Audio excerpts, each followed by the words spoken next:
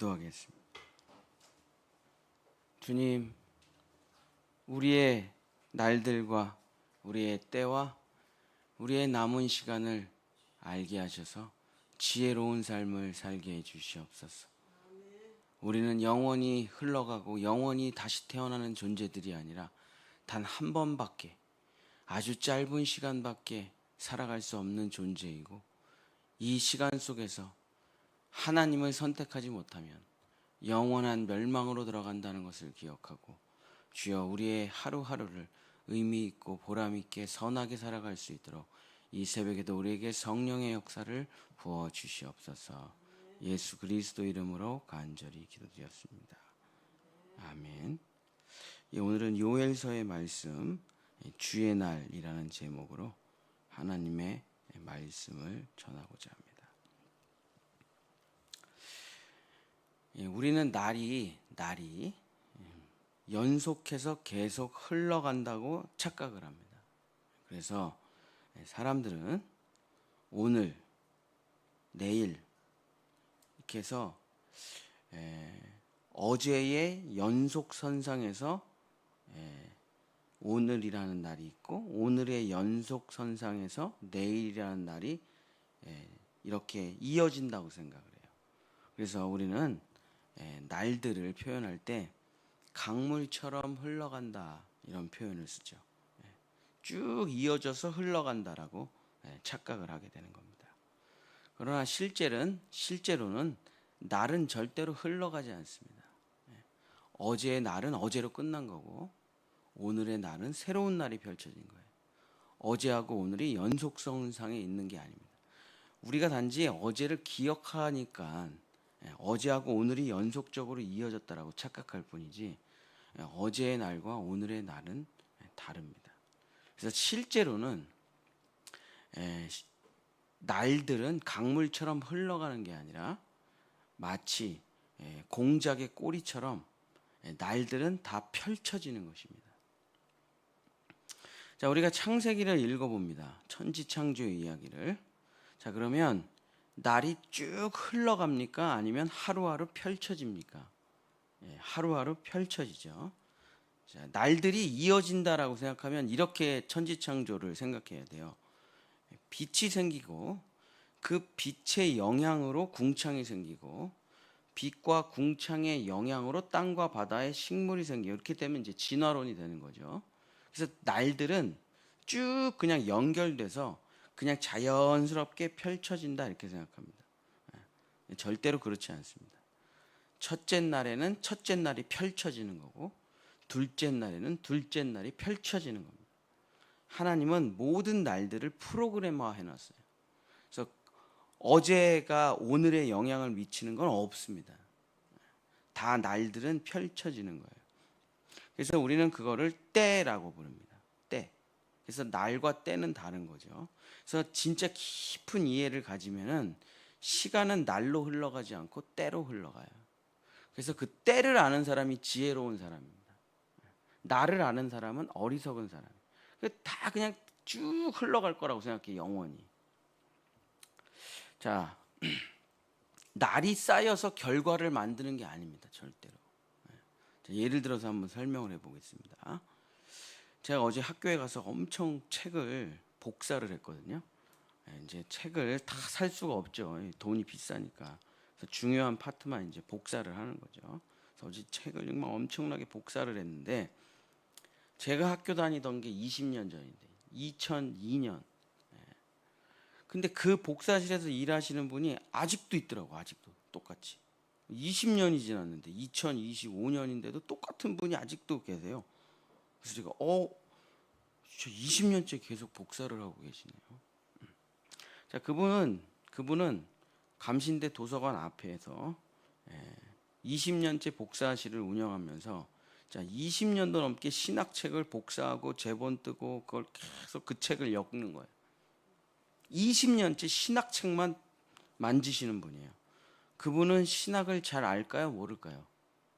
전혀 모르죠. 20년째 신학책만 만지는데 신학에 대해서 아무것도 모릅니다. 왜? 복사만 했으니까. 한 줄도 읽어본 적이 없어요, 그 책을. 자, 이게 날들과 때의 차이라는 거예요. 20년 동안 신학책을 만졌어도 아무것도 모르는 거예요. 그러니까 날들이 계속된다 그래서 결과를 만들어가는 게 아닙니다. 우리가 분당에서 오래 살았어요. 근데 어느 날 누가 저한테 물어봐요. 야, 분당에 거기 맛집 있잖아. 거기 되게 맛있던데. 나 한 번도 안 가봤는데 들어본 적도 없어요. 제가 여기 여수동에 무슨 코다리집이 하나 있는데 어떤 목사님이 저를 밥 사주신대요. 간 거예요. 여수동에 코다리집을 예약을 해놓으셨더라고. 거기 맛집이래. 나는 여기 사는 사람인데 우리 교회 바로 뒤에인데 난 한 번도 안 가봤어. 들어본 적도 없어요. 거기 가서 먹었더니 맛있더라고. 여수동에 산다 그래서 분당에 산다 그래서 아무것도 몰라요. 오히려 딴 동네 사람들이 더 잘 알아. 날들이 계속 흘러간다 그래서 결과가 오는 게 아닙니다. 결과는 때가 돼야 펼쳐지는 거예요. 때가 돼야. 그래서 그 때를 아는 사람이 지혜로운 사람입니다. 전도서 3장 1절서부터 8절에 범사에 기한이 있고 천하만사 다 때가 있나니 날 때가 있고 죽을 때가 있고 심을 때가 있고 심은 것을 뽑을 때가 있고 죽일 때가 있고 치료할 때가 있고 헐 때가 있고 세울 때가 있고 울 때가 있고 웃을 때가 있고 슬퍼할 때가 있고 춤출 때가 있고 돌을 던져버릴 때가 있고 돌을 거둘 때가 있고 안을 때가 있고 안는 일을 멀리할 때가 있고 찾을 때가 있고 잃을 때가 있고 지킬 때가 있고 버릴 때가 있고 찢을 때가 있고 꿰맬 때가 있고 잠잠할 때가 있고 말할 때가 있으며 사랑할 때가 있고 미워할 때가 있으며 전쟁할 때가 있고 평화할 때가 있느니라. 자, 날들이 어떻게 흘러간답니까? 지혜자 솔로몬이 때를 따라서 흘러간대. 때를 따라서. 그 때를 모르면 어떻게 됩니까? 갑자기 당하게 되는 거예요. 갑자기. 준비도 못 했는데 아무것도 몰랐는데 그냥 갑자기 그날이 펼쳐지니까 황당한 거죠. 10처녀가 있습니다. 5처녀는 그 때를 기다리고 있었다. 그리고 때를 모르고 날만 살아가는 사람은 어제나 오늘이나 내일이나 맨날 그날이야. 아무 생각 없이 살아가는 거예요. 근데 그날이 오니까 신랑을 못 맞이하는 거예요. 그날이 오니까. 자, 오늘 요엘서는 바로 그 날을 요엘서 전체 다 이 얘기예요. 요엘서 전체가 계속 날. 근데 그 날을 요엘서에서 뭐라고 부르냐면 주의 날이다. 이렇게 부릅니다. 주의 날. 주의 날이 있다. 자, 요엘서 1장 15절. 요엘서 1장 15절. 슬프다 그날이여 여호와의 날이 가까웠으니 곧 멸망같이 전능자에게로부터 이르리로다. 하나님이 주의 날이라는 것을 정해놨다. 그 날은 언제냐 아무도 몰라요. 예측 가능하냐? 불가능해요. 그 날은 밤에 도둑같이 온다. 밤에 도둑같이. 도둑이 누가 며칠 날 제가 당신의 집을 도둑질하겠습니다. 그런 도둑이 어디 있어요? 전혀 예상치 못한 시간에 오는 거죠. 자, 주의 날이란 무엇이냐? 하나님의 뜻에 맞지 않는 모든 것을 전부 허물어뜨리고 멸망시키는 날이 주의 날이에요. 악을 행하고 살아가도 아무런 게 없어요. 더 잘 살아. 사기치고 거짓말하고 남 등쳐먹고 나쁘게 살아가는데 훨씬 잘 살아요. 그러니까 이렇게 생각해요. 아니, 악하게 살아가는 게 오히려 지혜로운 거 아니야? 선하게 살아가는 게 바보 같은 거 아니야? 이게 뭐 세상에 흘러가는 법칙이죠. 그 사람들은 그냥 날이 진화론처럼 쭉 흘러갈 거라고 생각해요. 그러나 성경은 말하고 있습니다. 주의 날이라는 게 있다.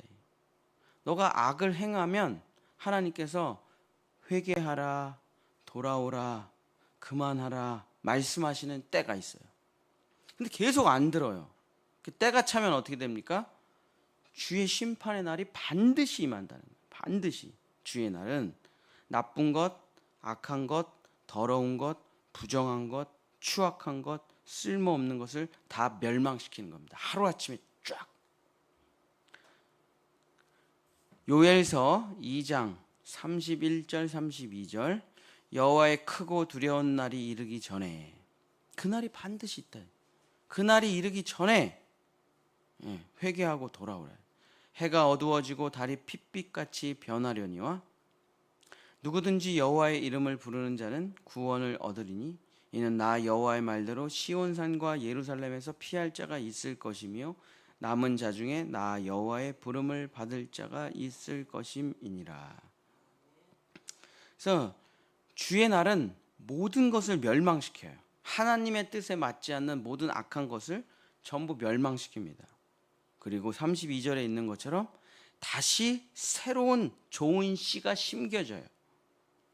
다시 새로운 부활의 창조가 일어나요.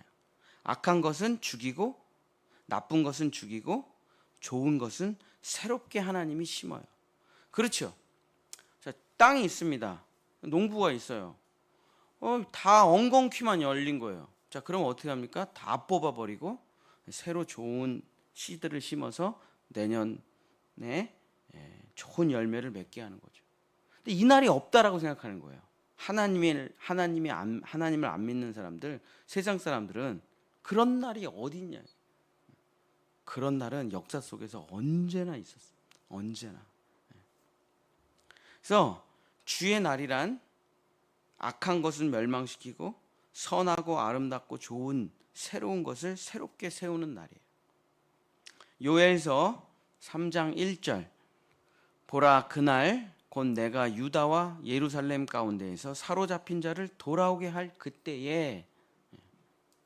그래서 인생을 아무렇게나 산단 말이야. 아무렇게나 살아. 하나님을 두려워함이 없이 아무렇게나 살아. 아무 일도 안 일어나. 그러니까 그게 점점 담대해져요. 점점 소도둑이 바늘도둑이 소도둑이 돼.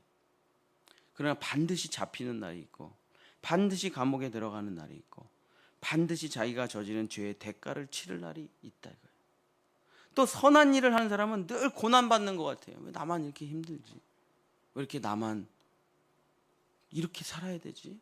괜히 예수를 믿어가지고 나는 이게 뭐야? 그러나 그 선한 날이 반드시 열매 맺을 날이 있다 이거예요.